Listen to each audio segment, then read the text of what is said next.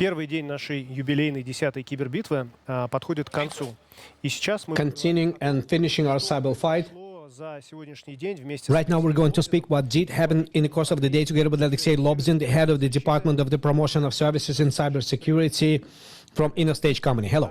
Давай для начала проговорим, Hi, Vlad. какую роль играет Innostage. Okay, in the beginning, let's speak what role Innostage plays in this story. The good tradition is that our role as co-organizers of standoff. This time, our SOC is still playing the role of global SOC. We verify the reports of red and blue teams, and we see at what happens on the cyber range. We see more than all the teams together see. I would like to say that our SOC team has replaced its top managers. Right now, our team is managed by a girl, Guzel. Hello, you're doing a good job.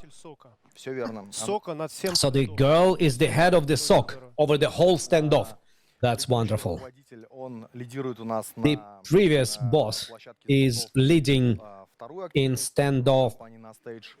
For the second activities in the stage company, we train in our own training platform where we share our experience that we have acquired in the framework of previous events.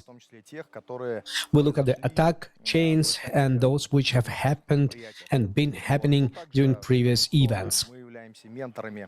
Also, traditionally, we are mentors of the defense teams. This time, we are assisting to one of the teams which came in a full amount in Kazan. And remotely, they are observing everything that is happening in their part of the infrastructure. Briefly, it's like that. Okay, what did happen today? What interesting was happening today? Well, the most interesting thing out of what was happening today in the platform, in the event,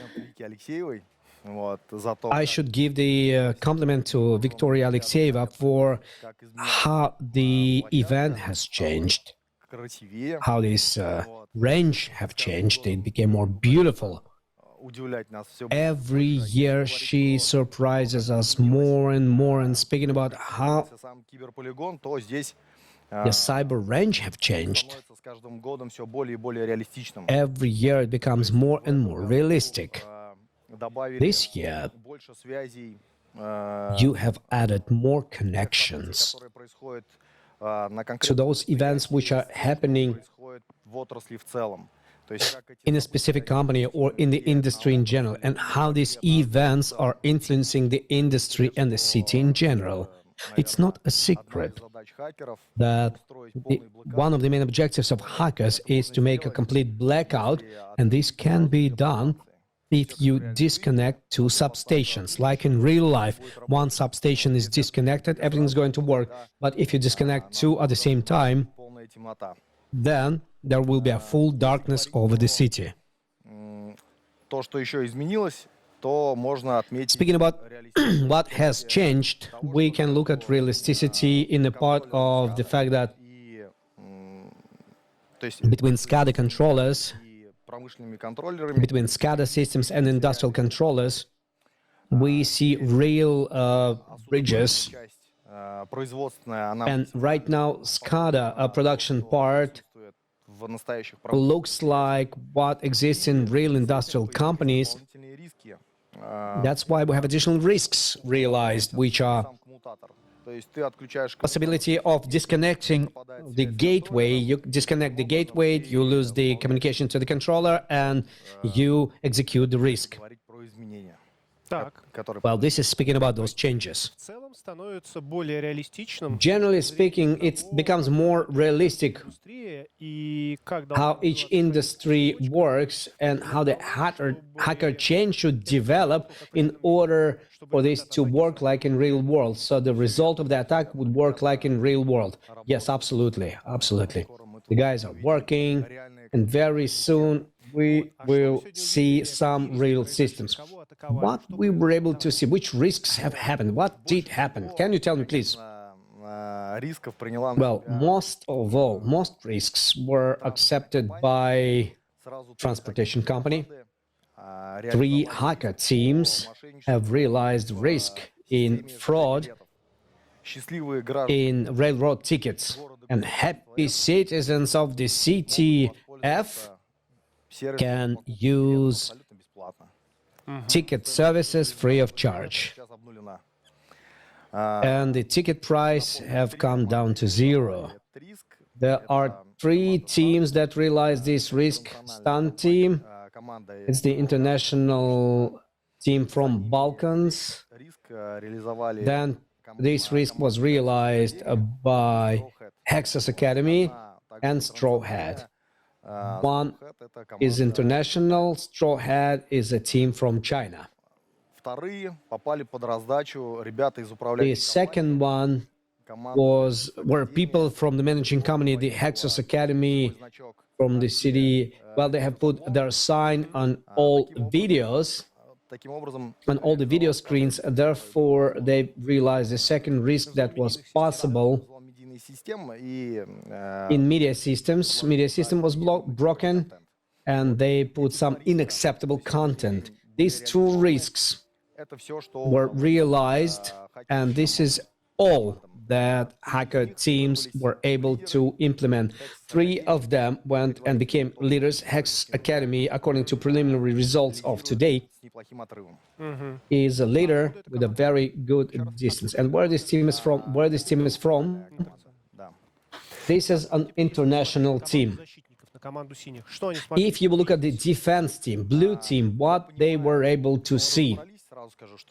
Well, I understand. We have figured out the risk that was realized from the very beginning. Very good. Guys from the managing company, they see the picture on the dashboard. The report was accepted by the SOC team, understanding the capacity of the team responsible for the transportation company, because 3 groups have realized this risk. And while deciphering this incident, it's very difficult to divide which step was done by which teams. You know, it's very hard to divide these chains. It's very difficult and complicated. So I think they will be able to do that. They do have proper approaches. They just have to be more precise. But why the transportation company was attacked more than any others? Is it related to real life? The transportation companies are attacked more often, or this is just circumstances at the standoff, or maybe they were in their own perimeter more vulnerable than anybody else? Version number 3, that's the truthfully one. Their perimeter was more vulnerable to realize this risk. The attacker team just had to do 2 steps. And with